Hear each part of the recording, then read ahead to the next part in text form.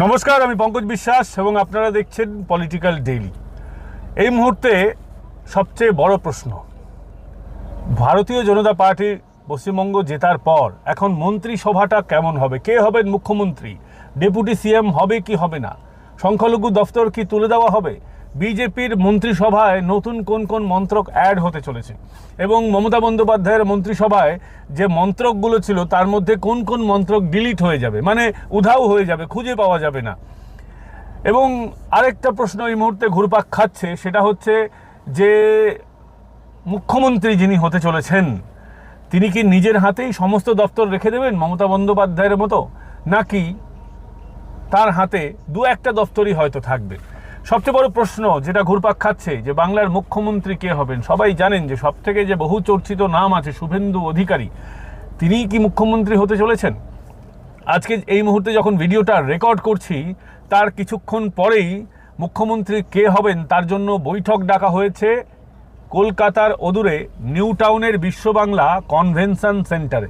সেখানে সমস্ত জয়ী বিধায়কদের ডাকা হয়েছে। অমিত শাহ থাকবেন, মোহন মাঝি থাকবেন, আরও বিজেপির যারা সিনিয়র নেতৃত্ব আছেন, কেন্দ্রীয় নেতৃত্ব আছেন তারা থাকবেন, রাজ্য নেতৃত্ব থাকবেন এবং বিধায়কদের জিজ্ঞেস করা হবে আপনারা কাকে মুখ্যমন্ত্রী চান, এমনটা জানা যাচ্ছে। তো সবথেকে বেশি যে নামটা উঠে আসছে সেই নামটা অবশ্যই শুভেন্দু অধিকারী মুখ্যমন্ত্রী হিসেবে, কিন্তু তার সঙ্গে দুটো ডেপুটি সিএম থাকার কথা। তবে আমি যেগুলো বলছি সেগুলো যে 100% মিলে যাবে এটা নাও হতে পারে, কিন্তু 80% যে মিলবে না এরকমটা হবে না, বেশিরভাগটা মিলবে। কারণ আমাদের খবরটা যথেষ্ট ঠিকঠাক জায়গা থেকে এসেছে। বিজেপির দুজন ডেপুটি সিএম হতে চলেছেন, একজনকে উত্তরবঙ্গ থেকে একজন হবেন, নামটা আমি বলে দিচ্ছি এক্ষুনি, ভিডিওটা শেষ অবধি দেখবেন। কারণ যারা যারা মন্ত্রী হবেন আপনার এলাকার লোক হতে পারে, আপনাদেরও ইন্টারেস্ট থাকতে পারে, স্বাভাবিকভাবেই ভিডিওটা দেখবেন শেষ পর্যন্ত। তো বলেই দিলাম শুভেন্দু অধিকারী মুখ্যমন্ত্রী হতে চলেছেন। এছাড়াও উত্তরবঙ্গ থেকে যিনি ডেপুটি সিএম হতে পারেন তিনি কিন্তু এখনও নির্বাচিত হননি, ফলে অবাক হবেন না নামটা শুনে। সুকান্ত মজুমদার ডেপুটি সিএম হতে পারেন, উত্তরবঙ্গের যে কোনো আসন থেকে তাকে জয়ী করে আনা হতে পারে আগামী কয়েক মাসের মধ্যে। আর সুকান্ত বাবু তাহলে কি হবে, ওনার কেন্দ্রীয় মন্ত্রকের কি হবে? স্বাভাবিকভাবেই যদি উনি রাজ্যের মন্ত্রী হন কেন্দ্রীয় মন্ত্রক তাকে ছাড়তে হবে। এমনিতেই ওটা হাফ প্যান্ট মন্ত্রক ছিল, অবশ্যই গুরুত্বপূর্ণ মন্ত্রক, খুব ভালো কাজ হয়েছে। তার হাতে আরেকটি নর্থ ইস্ট ডেভেলপমেন্টের তার হাতে মন্ত্রকের দায়িত্ব ছিল। তো সেসব ছেড়ে ছুড়ে তিনি পশ্চিমবঙ্গ বিধানসভায় আসতে চলেছেন, এমনটাই খবর। এবং যেটা বলছিলাম, আরেকজন মহিলা মুখ্যমন্ত্রী হতে পারেন, উপমুখ্যমন্ত্রী, অবশ্যই মুখ্যমন্ত্রী নন, মহিলা উপমুখ্যমন্ত্রী হিসেবে যতদূর জানা যাচ্ছে যে অগ্নিমিত্রা পালের নাম কিন্তু উঠে আসতে পারে। তাকে দিল্লিতে ডাকা হয়েছিল, তারপর বিভিন্ন সংবাদ মাধ্যম মুখ্যমন্ত্রী হিসেবে তার নাম চালিয়ে দিয়েছিল। সমস্যা হচ্ছে কি, এদের বিজেপিতে না সোর্স খুব কম, বা এরা চমকদারি চটকদারির জন্য, এতদিন তো চটি চেটে অভ্যাস ছিল অনেকের, তো এখন এসব করার জন্য এরা বিজেপির একটা খারাপ করার জন্য, ইমেজ খারাপ করার জন্য বা বিজেপির মধ্যে ক্যাচাল পাকিয়ে দেওয়ার জন্য এগুলো তারা করে থাকেন। তো এগুলো থেকে আপনারা একটু দূরে থাকবেন। স্বাভাবিকভাবেই আপনাদেরকে বলছি যে এরপরের নাম হচ্ছে স্পিকারের, খুবই গুরুত্বপূর্ণ পদ। স্পিকার কে হতে চলেছেন পশ্চিমবঙ্গ বিধানসভার? অবশ্যই স্পিকার হতে চলেছেন, যতদূর জানা যাচ্ছে কলকাতা থেকেই হবেন। এবং স্পিকার হতে গেলে সবচেয়ে গুরুত্বপূর্ণ ব্যাপার হচ্ছে যে বিধানসভার ভিতরে তার অভিজ্ঞতা। এই মুহূর্তে বিজেপি থেকে যারা নির্বাচিত হয়েছেন বিধানসভা থেকে, সবথেকে বেশি যিনি অভিজ্ঞতার নাম হচ্ছে তাপস রায়। অবশ্যই তিনি তৃণমূল কংগ্রেস থেকে এসেছেন, খুব গুরুত্বপূর্ণ দায়িত্ব পালন করেছেন, কিন্তু বিধানসভার ভিতরে তার মতন দুধে ব্যক্তিত্ব, এতদিনের অভিজ্ঞতা কারো নেই। তাই স্পিকার হিসেবে তাপস রায়ের নামটা জানা যাচ্ছে। তাহলে ডেপুটি স্পিকার কে হবেন? বিশ্বাস করুন ডেপুটি স্পিকারের নামটা আমারও জানা নেই, তবে ডেপুটি স্পিকার হিসেবেও একজন অভিজ্ঞ কাউকে বিজেপি নির্বাচিত করতে পারে। সেই সংক্রান্ত বৈঠক হয়েছে, আগামীতেও বৈঠক হবে, কয়েকটা বৈঠক এখন পরপর হবে, তারপরে ডেপুটি স্পিকারের নামটা উঠে আসবে। এরপর গুরুত্বপূর্ণ হচ্ছে মন্ত্রী কারা কারা হতে চলেছেন। মন্ত্রী শুধুমাত্র কি মমতা বন্দ্যোপাধ্যায়ের মতো যেমন দক্ষিণ কলকাতা থেকে মন্ত্রী হতেন তেমন কি হবে? অবশ্যই আপনারা জানেন এটা হবে না। ভারতীয় জনতা পার্টি চেষ্টা করছে যে সমস্ত রিজন থেকে একজন একজন করে মন্ত্রী দেওয়ার, যাতে কোনো রিজন ছুটে না যায়। যেমন রাঢ়বঙ্গ আছে, লালমাটির দেশ, এখান থেকে অবশ্যই আমরা মন্ত্রী পেতে পারি। আমরা উত্তরবঙ্গ থেকে মন্ত্রী পাবো, দক্ষিণবঙ্গ থেকে পাবো, কলকাতা থেকে পাবো, নদিয়া সহ অন্যান্য জেলা যে আছে কলকাতা পার্শ্ববর্তী, হাওড়া হুগলি, সেখান থেকেও ভাবা হচ্ছে কাউকে রিপ্রেজেন্টেটিভ হিসেবে রাখা হোক। যেটা জানা যাচ্ছে এই মুহূর্তে আপনারা সবথেকে বেশি বিজেপিতে জিজ্ঞেস করতে চেয়েছিলেন, আমাকে কমেন্ট করে জানতে চেয়েছিলেন, পার্সোনালি ফোন করেছিলেন, দিলীপ দা কি মন্ত্রক পাবেন? দিলীপ ঘোষ বিজেপির এখন সুকান্ত মজুমদারের টাইমটা বাদ দিলে তার আগে সবথেকে প্রভাবশালী নেতা দিলীপ ঘোষই ছিলেন, এবং শ্রমিক ভট্টাচার্য এখন বলতে হয় সবথেকে সফলতম সভাপতি, কারণ তার আমলেই বিজেপি সবথেকে বড় জয় পেয়েছে, অর্থাৎ বঙ্গ জয় হয়েছে। কিন্তু 2 নম্বরে যিনি সবথেকে সফল তিনি হচ্ছেন দিলীপ ঘোষ। সেই দিলীপ ঘোষের ক্ষেত্রে আমরা যেটা জানতে পারছি, আমার ব্যক্তিগতভাবে ইচ্ছা ছিল দিলীপ ঘোষকে অগ্নি নির্বাপন মন্ত্রী করা হোক, অগ্নি নির্বাপন এবং জরুরি পরিষেবা, কারণ দিলীপদা যেভাবে গরম গরম কথা বলেন, আগুন ঝরানো কথা বলেন, সবথেকে ভালো দপ্তর ছিল তার জন্য দমকল। কিন্তু এবং আরও মৎস্য বা কৃষি এই ধরনের ডিপার্টমেন্ট দিলেও ভালো হতো, কারণ তিনি বারংবার বলেন আমি চাষার বেটা। কিন্তু যেটা জানা যাচ্ছে যে পঞ্চায়েত এবং গ্রামোন্নয়ন দপ্তর দিলীপ ঘোষ পেতে পারেন। এছাড়া পরপর আমরা বলে দিচ্ছি যে কারা কারা মন্ত্রী সভার দৌড়ে এগিয়ে আছেন। তারা হচ্ছেন স্বপন দাশগুপ্ত, অজিত জানা, শঙ্কর ঘোষ, ডক্টর শারদত্ত মুখোপাধ্যায়, রুদ্রনীল ঘোষ, ইন্দ্রনীল খান, অগ্নিমিত্রা পল, দিলীপ ঘোষের নামটা বলেই দিলাম, দীপাঞ্জন চক্রবর্তী, দীপক বর্মন, বঙ্কিম ঘোষ, সজল ঘোষ, সুব্রত ঠাকুর, রথীন্দ্রনাথ বসু, জগন্নাথ চট্টোপাধ্যায় শিউড়ি থেকে, জুয়েল মুর্মু, নমন রায়। বিজেপিতে যেটা একটা গুরুত্বপূর্ণ সিদ্ধান্ত নেওয়া হয়েছে যে একাধিক দফতর বেশিরভাগ ক্ষেত্রে মন্ত্রীকে দেওয়া হবে না, একজন মন্ত্রী একজন পদ, এরকমভাবেই আপাতত ডিসিশন হয়েছে যতদূর আমরা জানতে পারছি।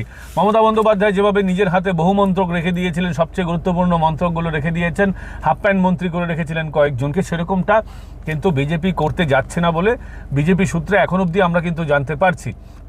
যদিও মুখ্যমন্ত্রীর হাতে কয়েকটা দপ্তর থাকতে পারে, যেমন পুলিশ দপ্তর থাকতে পারে, স্বরাষ্ট্র থাকতে পারে, কিন্তু মুখ্যমন্ত্রী ব্যতীত অন্যান্য যারা মন্ত্রী হবেন তাদের ক্ষেত্রে কিন্তু এমনটা হবে না বলেই জানা যাচ্ছে।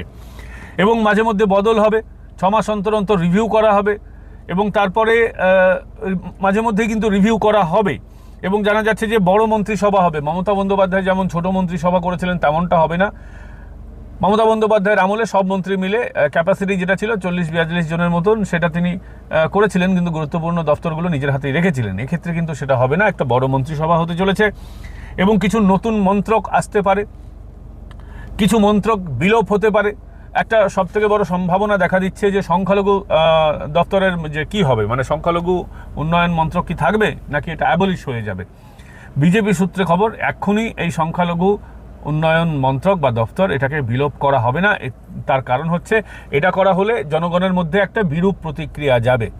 তবে এটা অবশ্যই হবে নতুনত্ব বিজেপির ক্ষেত্রে যে কোনো মুসলিম ব্যক্তিকে এই আসনে কিন্তু বসানো হচ্ছে না। তার কারণ হচ্ছে বিজেপির তো কোনো সংখ্যালঘু মন্ত্রী নেই। সংখ্যালঘু মানে আমি মুসলমান মন্ত্রীর কথা বলছি, বিজেপির তো কোনো মুসলমান মন্ত্রীই নেই। তাহলে স্বাভাবিকভাবেই ওই যে মমতা বন্দ্যোপাধ্যায়ের সময় যে ট্র্যাডিশন ছিল যে মুসলমান ব্যক্তিকে এই সংখ্যালঘু উন্নয়ন দপ্তরের মাথায় বসানো হবে, সেটা কিন্তু হচ্ছে না। 30% জনগণ হওয়ার পরেও কেউ যদি কারো মানে একটি গোষ্ঠী যদি নিজেদেরকে মনে করে আমরা এখনও সংখ্যালঘু, তাহলে এর থেকে বড় হাস্যকর কিছু নয়, এটাই মনে করছে ভারতীয় জনতা পার্টি। এবং সংখ্যালঘু মন্ত্রকের মাথায় একটা মুসলমানকেই বসতে হবে এর কোনো মাথা দিব্যি বিজেপিকে অন্তত কেউ দেয়নি, কারণ বিজেপিকে তারা ভোটও দেয় না। আরেকটা, উত্তরবঙ্গের ক্ষেত্রে বিশেষ জোর দেওয়া হবে। উত্তরবঙ্গ উন্নয়নের ক্ষেত্রে একাধিক দপ্তর কিন্তু থাকতে পারে বিভিন্ন রকম, সেটা কিন্তু চিন্তাভাবনা আছে, বা উত্তরবঙ্গকে একটা বিশেষ জোর দেওয়া হবে এমনটা বিজেপির তরফ থেকে বলা হচ্ছে। এবং দপ্তর বন্টন এবং মন্ত্রক বন্টনের ক্ষেত্রেও এই ব্যাপারটা, এই ফর্মুলাটা কাজ করবে। এবার কে কি মন্ত্রী হতে পারেন, বিশ্বাস করুন বেশিরভাগ ক্ষেত্রে কিন্তু একটা প্রেডিকশন কাজ করছে, কিন্তু এক্স্যাক্ট তারা কি দপ্তর পাবেন এরকম মাথার দিব্যি বিজেপির তরফ থেকে কেউ কাউকে দেয়নি, এবং এখন সেরকম ভাবা হচ্ছে না। তবে যেদিন মুখ্যমন্ত্রী শপথ হবে অর্থাৎ 9 তারিখ, খেয়াল রাখবেন আমরা কিন্তু অবশ্যই যাচ্ছি সেখানে। আমাদের কাছে ইতিমধ্যেই পাস চলে আসার কথা, আর কিছুক্ষণের মধ্যেই আমরা অবশ্যই থাকবো। ফলে পলিটিক্যাল ডেইলির দর্শকরা অবশ্যই মুখ্যমন্ত্রী শপথের অনুষ্ঠানটা লাইভ দেখতে পাবেন। এবার ব্যাপার হচ্ছে প্রেডিকশন যেটা করা হচ্ছে বা বিজেপি সূত্রে যেটা খবর বা স্পেকুলেট যেটা করা হচ্ছে সেগুলো আমি বলে দিই। যেমন অজিত জানার ক্ষেত্রে, অজিত জানা বাবু যেহেতু একজন সফল ব্যবসায়ী, তাই তাকে যদি শিল্প ও বাণিজ্য দপ্তর দেওয়া হয় খুব ভালো হয়, এবং তিনি যদি ওই দপ্তর পান তাহলে অবশ্যই তিনি খুব ভালোভাবে কাজ করতে পারবেন। ফলে অজিত জানাকে যদি শিল্প দপ্তর দেওয়া হয় ভালো হবে, কিন্তু এটা বিজেপির সিদ্ধান্ত, তাকে যে দপ্তরই দেওয়া হোক তিনি কাজ করতে রাজি, আর দপ্তর না দিলেও তিনি বিদ্রোহ করবেন, ব্যাপারটা এরকমটা নয়। আপনারা জানেন আমরা অজিত জানার কাছে গেছিলাম, তখন তার কাজের স্টাইল দেখেছি, তিনি তার যে অতীতের অভিজ্ঞতা সেটা আমরা সকলে জানি। ফলে এটা হলে ভালো হয়, এবং বিজেপিও সেটা কিন্তু চাইছে, বিজেপিও সেটা দেখার চেষ্টা করছে যে তাকে যদি এটা করা যায় কিনা। অন্যদিকে স্বপন দাশগুপ্তর ক্ষেত্রে শিক্ষা দপ্তর দেওয়া হতে পারে বলে শোনা যাচ্ছে, যদিও সবটা আমি আবারও বলছি সবটাই কিন্তু সূত্রের খবর, কোনোটাই কিন্তু এখন শিলমোহর হয়নি। এবং পরপর পরপর আলোচনা হবে, তারপরে আলটিমেট সিলমোহর পড়বে। এবং এক্ষেত্রে অমিত শাহের একটা গুরুত্বপূর্ণ বিষয় থাকবে, তার ভাবনাটা কাজ করবে। ডক্টর শারদত্ত মুখোপাধ্যায়, যেহেতু তিনি একজন চিকিৎসক মানুষ, তাই স্বাস্থ্য দপ্তর সেক্ষেত্রে তিনি ভালো কাজ করতে পারবেন, ফলে শারদত্ত মুখোপাধ্যায়কে এই দপ্তরটা দিলে ভালো হয়। রুদ্রনীল ঘোষ, তিনি কি দপ্তর চাইছেন আমি জানি না, তবে রুদ্রনীল ঘোষও কিন্তু মন্ত্রকের দৌড়ে কিন্তু এগিয়ে আছেন। ইন্দ্রনীল খান, উনি যুবর দায়িত্বে আছেন বিজেপিতে, তাই ওনাকে যদি যুব কল্যাণ দেওয়া হয় বা স্পোর্টস মিনিস্ট্রি দেওয়া হয় এক্ষেত্রে ভালো হবে। ইন্দ্রনীল খায়ের ক্ষেত্রে বলছি, তিনি বেহালা পশ্চিম থেকে জয়ী হয়ে এসেছেন। অন্যদিকে অগ্নিমিত্রা পল, তিনিও আপনাকে বললাম যে ডেপুটি সিএম হওয়ার দৌড়ে তিনি আছেন, ফলে অগ্নিমিত্রা পল কি আলাদা করে কোনো দায়িত্ব পাবেন, মন্ত্রক পাবেন, সেক্ষেত্রেও তার ভাবনা চিন্তার মধ্যে কিন্তু তিনি রয়েছেন। দিলীপ ঘোষের নামটা আগেই বলে দিয়েছি যে দিলীপ ঘোষ পঞ্চায়েত ও গ্রামোন্নয়ন দপ্তর পেতে পারেন, যদিও আগুন ঝরানো বক্তব্যের জন্য অগ্নি নির্বাপন দপ্তর খুব ভালো ছিল তার জন্য, কৃষি মন্ত্রক, শিল্প এবং মৎস্য মন্ত্রক এইগুলো তার জন্য খুবই ভালো, এগুলো ভালো হতে পারেন, চাষার বেটা তো, এবং নিজেই বলেন বারংবার তিনি মাছ ধরতেও ভালোবাসেন, ফলে এই দপ্তরগুলো তার স্যুট করতেও, কিন্তু পঞ্চায়েত ও গ্রামোন্নয়ন দপ্তর তার জন্য ভাবা হচ্ছে। দীপাঞ্জন চক্রবর্তী মন্ত্রীর দৌড়ে এগিয়ে আছেন, তবে মন্ত্রক এখনও নিশ্চিত হয়নি। সিকিউরিটি সংক্রান্ত সমস্ত বিষয় মুখ্যমন্ত্রীর কাছেই থাকে, ফলে আলাদা করে তাকে নিশ্চয়ই কোনো দপ্তর দিতে হবে।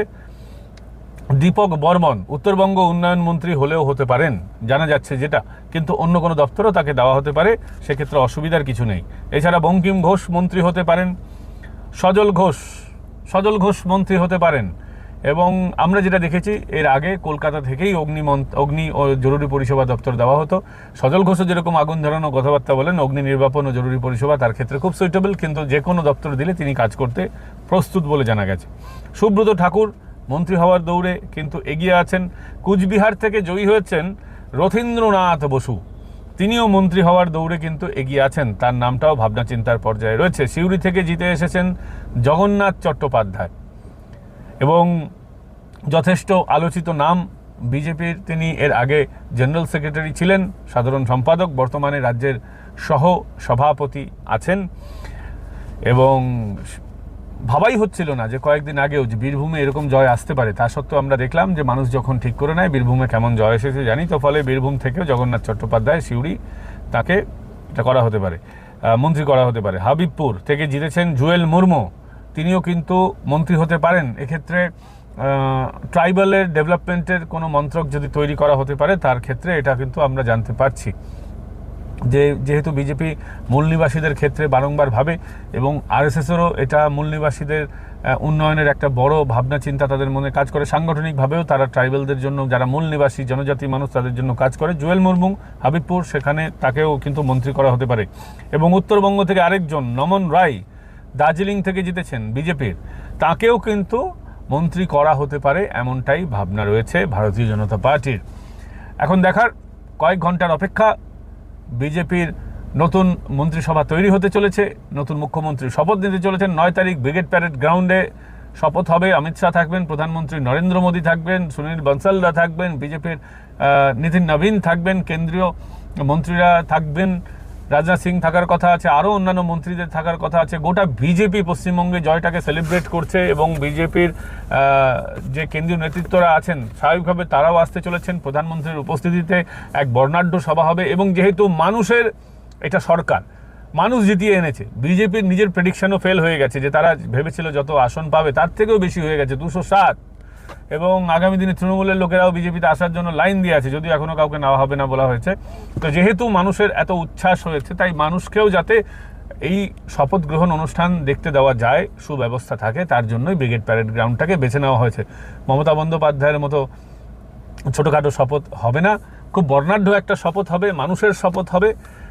স্বাভাবিকভাবেই ব্রিগেড প্যারেড গ্রাউন্ডে সকলকে আপনাদের আমন্ত্রণ করছি আমরা, যে আপনারা যারা বিজেপিকে ভোট দিয়েছেন বা দেননি, অন্তত সরকারটা তো আপনাদের, অবশ্যই আসুন।